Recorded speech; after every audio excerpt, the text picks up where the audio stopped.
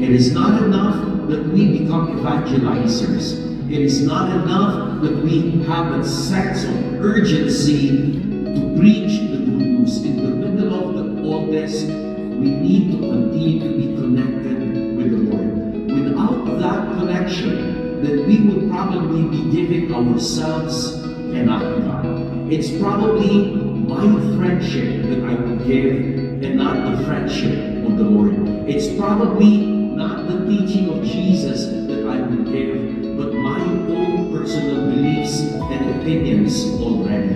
And the Lord tells us the way to balance all our action is to make sure we are connected with the source, and that is God the Father. Jesus in all His wisdom, in all His power.